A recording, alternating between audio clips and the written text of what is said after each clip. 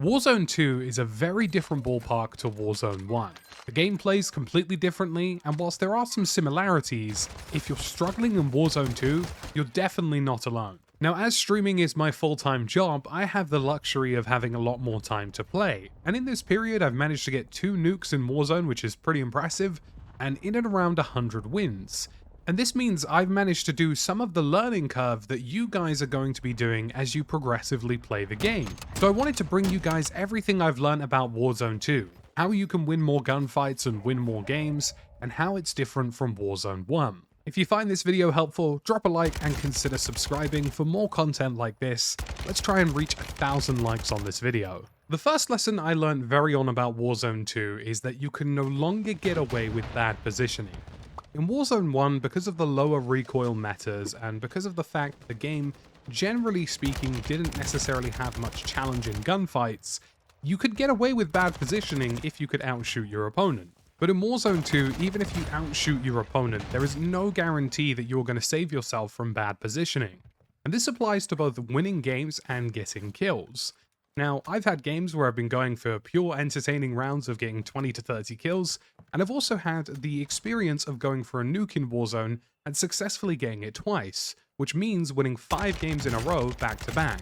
And what I learned from this experience is that it doesn't matter if you're playing for kills, playing for a win, or playing for somewhat of an entertaining mix between the two, ultimately, bad positioning will get you killed in Warzone 2. And bad positioning will get you far less kills as well.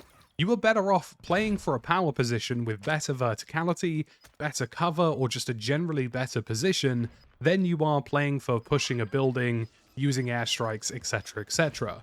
Although you can push a building in Warzone 2, you are far better off containing a building and containing the opponents that move in and out of it. And the reason positioning is so key is for a number of reasons, and it dawned on me very early on. To start with, communication in Warzone 2 has massively increased.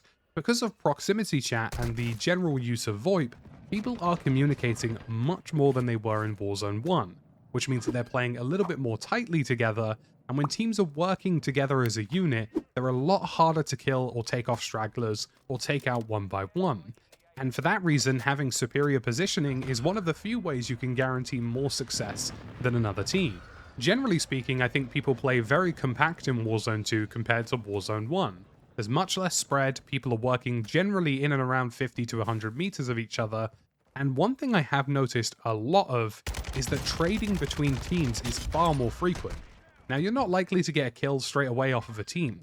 There is a good chance that you'll get a down or two, you'll rinse some of their plates, you'll rinse a self-res or two of them, and when you have this sort of attrition process of taking out each other's plates, taking out each other's self-reses, and trying to pick out vulnerabilities, having a superior position is one of the few ways that you can tip the overall gunfight into your favor.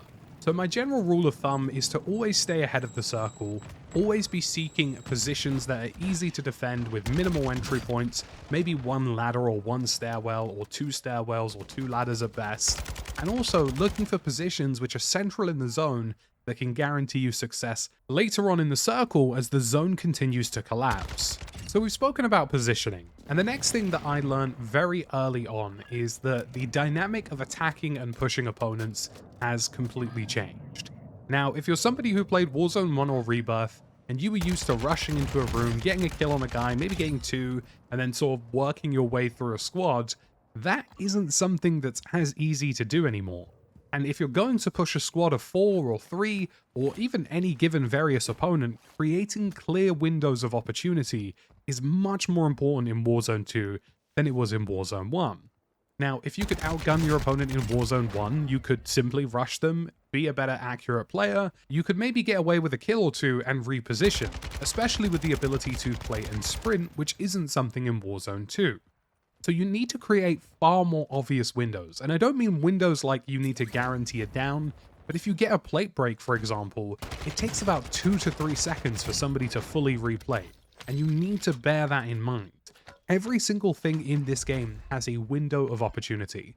Stun grenades only last a handful of seconds. Flash grenades only last a few seconds. Snapshots only last a few seconds. And plating somebody or dealing passive damage to them through explosives, thermites, or other utilities only give you so much of a window of opportunity where the balance is in your favor.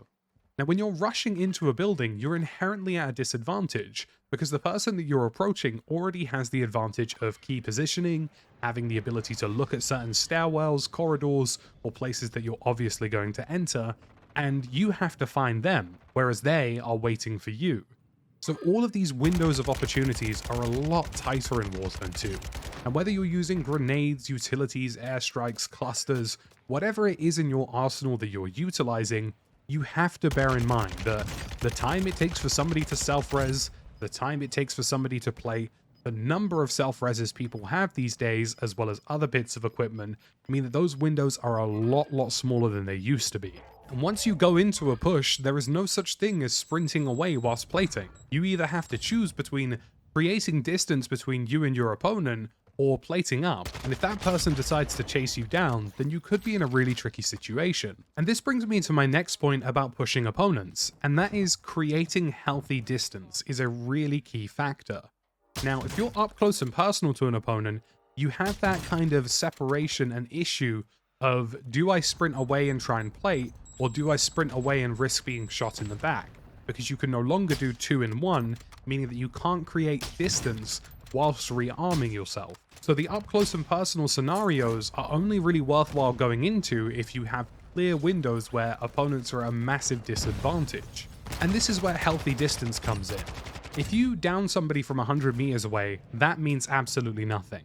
Likewise with things like downing an opponent from a few buildings back, or free plate breaking somebody, these things don't mean anything if the window of opportunity allows that person to replay. So when you're choosing opponents to push and situations that you should go into and shouldn't go into, having the ability to have healthy distance by getting 1 or 2 buildings away from your opponent, ideally a building away if you're lucky, is a really essential factor. Because not only does it allow you to really quickly get into a push if you manage to get a down or 2, but it also gives you the ability to use some of these buildings and use cover around you in that situation to quickly escape. And my final point about pushing opponents is that utility is far more important than it ever was before. Be it using thermites, molotovs, smoke grenades, flashbangs, or stuns, it is clearly, in my opinion, the biggest deciding factor in winning or losing gunfights. Getting a good grenade, a good semtex, or a good drill charge can really change a gunfight.